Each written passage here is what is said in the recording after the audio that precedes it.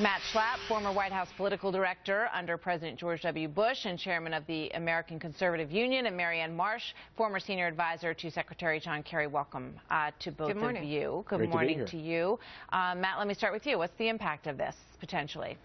Well, you know, when everyone thinks of the Clinton scandals during the Clinton White House years, they think it's about sex. And I actually think what we're seeing about the Clintons is about something totally different.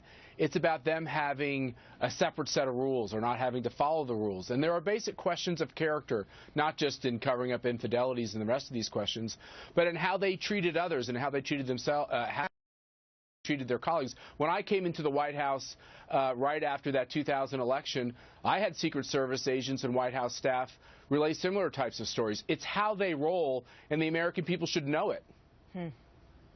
Let's take a look at some of the quotes from the book. Some of them allude to the kinds of things that you just talked about. Number one, this is the Secret Service agent talking. I even secretly disposed of sordid physical evidence that might later be used to convict the president. The blue dress wasn't the only evidence of his misdeeds.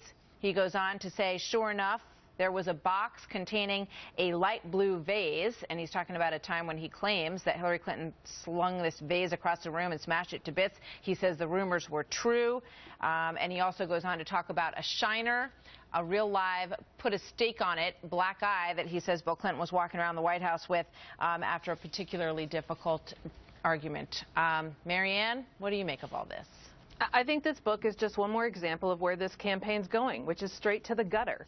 And the fact is, a really negative campaign is the bet that Donald Trump is hoping for, because it's the only one he can win. Because people get turned off by truly negative campaigns. They won't vote, and that explains the fact that he's continuing to campaign like he did during the primary, which is to base voters. He wants and needs this to be a base vote election. And the question is, do other voters, the rest of the country, repudiate this kind of campaign and him and turn out to vote in droves? To me, that is what we're looking for over the next 5 months, because if it's just a base vote and Trump wants women in particular to stay home by characterizing the Clintons this way, that's the one he wins. And that's, I think, what everybody's looking for, and that's what a book like this contributes to. Yeah. So the political impact is the bottom line, Matt. What kind of impact does it have on the overall race, and does this kind of stuff get some voters to say, you know what, I'm just disgusted by the whole thing, I'm just not going to participate?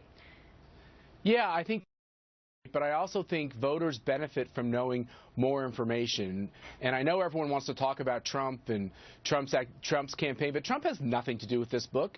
This gentleman wrote this book because he felt compelled to write about it. And I think it's fair to say that Hillary Clinton acted in a certain way during all those years that her husband was in the White House, and it wasn't all positive. And there's a lot that the American voter needs to know. And I think the fact that voters get this information is a positive thing. And I think the character of the person who's going to become president and the way they operate is important. And we read a lot about Donald Trump. I think it's important to know, who is Hillary Clinton as a person? How did she treat people? How did she treat underlings? How did she treat the very people that were there to protect her life? Look, books like this raise one question. Why do you write them now? This book could have been written 20 years ago. Because she's running for president. It could have been written, for president. Martha and Matt, the fact is, Hillary Clinton ran for president 8 years ago, and this book wasn't written. So you oftentimes have to question.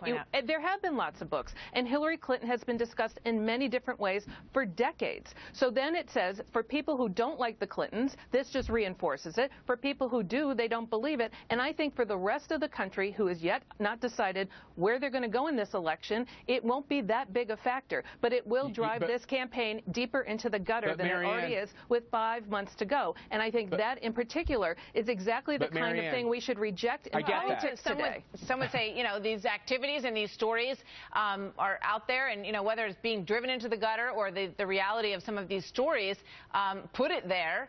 There's a lot of young voters who maybe are not aware of all the stuff that all of us lived through, and it goes to sort of filling in some of the blanks for them. Matt, it's also a question of, Marianne hasn't answered, neither has the Clinton campaign. They haven't even had a comment on these specific allegations. If this is all false, were you there, Matt? And let me finish. If this is all false and this is not true, I want to hear why it's false and not true. Quit quit going after the author and start talking about the facts. The American people want the facts. Well, and the fact is, Matt, you don't have the facts, and I don't have the facts. But so there you go. You know who does? Hillary Clinton has the facts. Well, yeah, somebody knows, and this Secret Service agent says that this is the story that he lived when he was in the White House, and there have been so many stories over the years that it does raise this sort of issue of, like, you know, can they all be not true? But we'll see. Marianne, thank you very much.